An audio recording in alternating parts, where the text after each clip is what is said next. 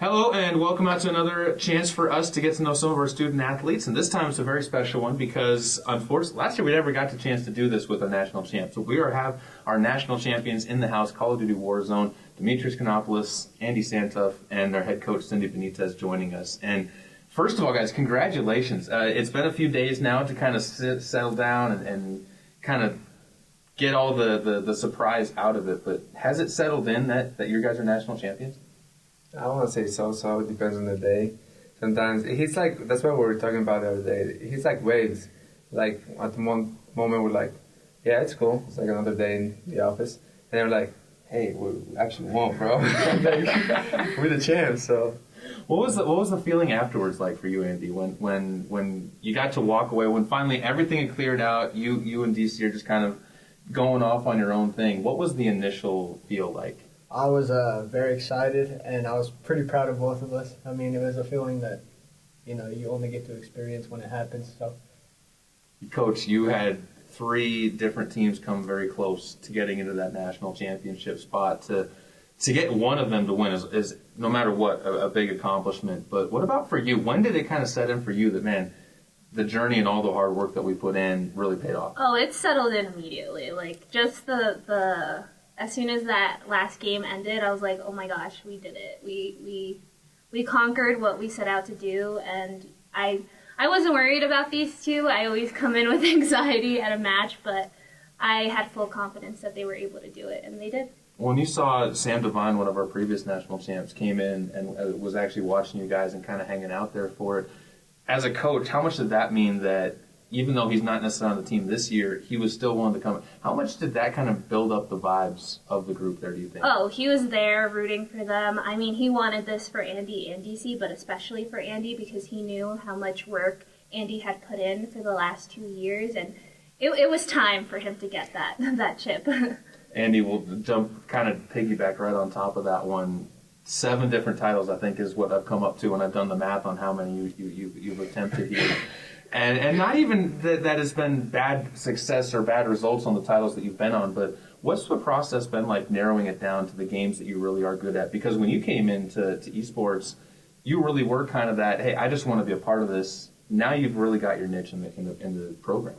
Yeah, so I started off, playing Rocket League and all this stuff, and that's the only game I was playing.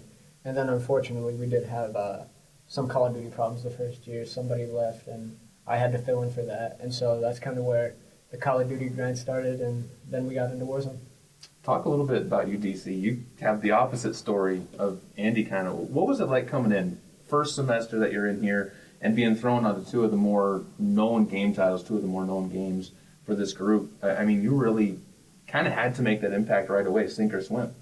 I mean, it was a pretty weird year how it started, but they opened their arms like a family, just like welcome me in. I mean, I have played like competitive Call of Duty before, but it's something completely different, and it just made me feel comfortable. Like 4v4 was the newest thing for me, but we did a pretty good job, and Warzone, it was easy. So. You guys had quite the journey making your way through, but 9 straight wins to close out the season when you think about things and when you really kind of dissect it.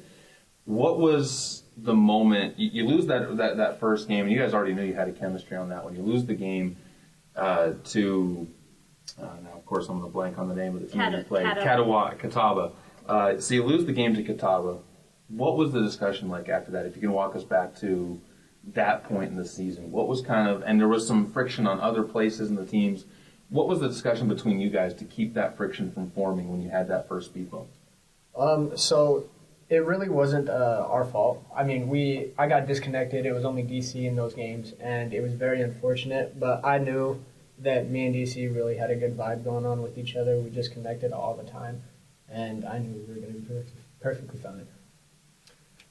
It was the first game, right? It was like the Second game. I know, but then we played as the first one because the other one was rescheduled. So I think. It was like the. Yeah. So it was like the first time playing, like getting to know like duo quads, a little bit more strategic, and just like we would have won, but he disconnected, and they had like lots of kills. I was trying to, but that was it, basically. Once you guys started getting on that rhythm as a coach, when did you start feeling that this duo was going to have that mesh? Because I think the discussions leading into it said, okay, we might have some chemistry here, but when did you start realizing the chemistry was really going to be this deep? I think it was after that third game. I knew that we were full on. Even when we played the first game, they were up like so many kills. I was like, oh my gosh, I don't think anybody can compete with us. And they continued to top it. I mean, there was one game where both altogether we had like 30 plus kills. It was insane. So I always had faith in them throughout the whole season. But after that third game, I was like, yeah, we definitely have a chance. Well, and you guys play a different style than you saw a lot of other teams take. You guys are very aggressive. Go out there and actually take the map by storm. Where did you guys come up with that, or did that just kind of develop as you guys realized that's what your strengths are? I guess we cannot slow down. Like we're both bored to just see that. Like on the finals, we had to slow down because it was the finals, and those guys were playing pretty slow. But when we just practice, we don't even like play together. We just rush everything and just go because it's more fun, I guess. Mm-hmm. Do you like that quicker pace, though, Andy? Is that something that plays well for you, especially when you talk about the size of the map that there is this year? Because in the Warzone 1, the map was a little bit shrunk. It was a little bit smaller. This one, you almost have to, if you want to start racking up some of those big kill tallies, you almost have to go out and do search and destroy type of stuff. Yeah, exactly. I mean, with me and DC, we played 4v4, and we kind of like that fast type of play. And so we put it into Warzone. And when we went separate ways, it kind of worked because me and DC were dropping these 20, 30 kill games when we were just separating. And I mean, of course, you know, it didn't work out 24/7. I mean, but at the same time, I think we did pretty well. You guys ground a lot of hours into that one too during the year. I mean, there wasn't a day that I felt like I walked into the computer lab and you guys weren't on Warzone or Call of Duty of some kind. For the people that are out there that are looking at it skeptical of how much work goes into Call of Duty, how important were those grind hours for you guys to get to the level you're at? Actually, they're very important. I mean, me and DC, we were always in the lab. We have to make time to be able to get better. It's not something you just pick up and you're able to do. But, yeah, we put in a lot of hours, a lot of work, and it finally paid off.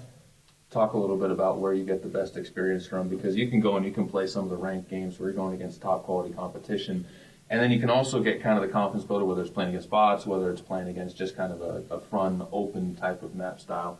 Where do you get the most type of success as far as building up on your skills, and does it take a good variety of those three type of games? Well, as in every sport, like we watch pro players and how they do stuff. So like we try, like when we go, just play against bots to warm up our aim and all the stuff, and then both play. Depends on the day. Play like Warzone the rank, where we go against actual pro players in the CDL league, and it's kind of hard sometimes. But everything's pretty important for me because like not only we just increase our chemistry, but each other's IQ gets better more and more, especially when we play together. And like during this year, there were like so many times in Warzone that we just like didn't need to say nothing. We just clicked perfectly, or just like it's like, hey Andy, look at it, 3, 2, 1. That it's just like simple stuff that just grew over time. Coach, when you see a team that takes that type of an approach to it, where they say you don't have to harp on them to practice and put in the hours, how much stress did that take off of you with this team, and even build that confidence up even more when you realize that, hey, this group is taking it seriously and I can kind of focus my attention on other teams? Yeah, they took initiative right from the start. You know, they wanted to win. So when people take that into consideration, it just extends their ride to national champions, right? They practice every single day, and that they saw the results, right? They won that national championship. So it relieved a lot of stress for me to stop worrying about them. Of course, each game I would get anxiety, but yeah, it's just helpful for me and to know that they're doing what they need to do. We'll wrap it up with this and talk a little bit of future side of things for the program and for you guys. But Cindy, for you, the big question is, you've seen some growth as far as the audience that was watching it. The Twitch channel, I know, has seen a big jump in the amount of people that are watching on Twitch and kind of following along with the program.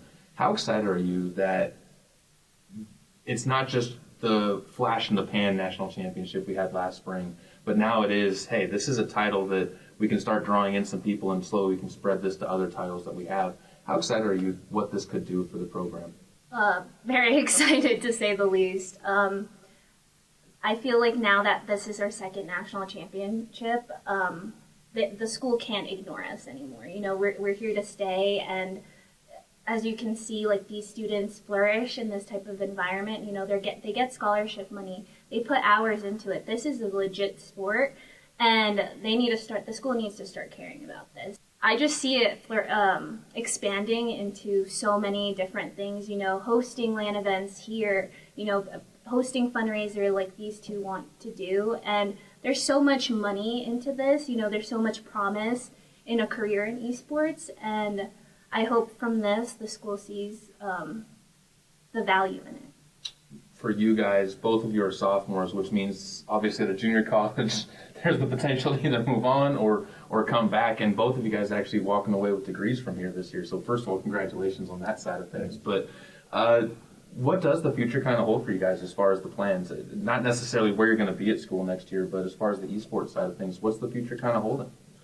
So I think me and DC, we have made a plan to where I think we're both going to come back, and we're going to play esports again, of course, and try to win another title. And I hope that we are still able to do that as well. But what me and DC are trying to do, and what I'm going to try to get us into, is the CCL, to where all like the pros play and a lot of harder teams are. And I'm going to see if we can run in that and see where it goes from there. Well, I'm not gonna lie, it's 2 semesters, that means like 2 different game modes, so that's 4 in total, right? I don't want to sound like too much ego, but we're aiming for 4 more rings this year. Like, of course, this one was for Andy. This year was for Andy, I'm not gonna lie. But no, if the school allowed us, and as coach said, like, see our value and like the success we bring to this school, where at the same time we don't need to spend that much money, like transportation, anything other than that. We're aiming for 4 more championships. Well, definitely good to hear that you guys are still pushing for more, and especially with that L-Trip logo on the chest. Coach, we appreciate what you've done to help bring this team along as well, and looking forward to seeing more national championship conversations like this as we go. Congratulations, the champs in the house here chatting with us from the LCCC E-Zone Esports Call of Duty Warzone team. Thanks, guys. Thank you.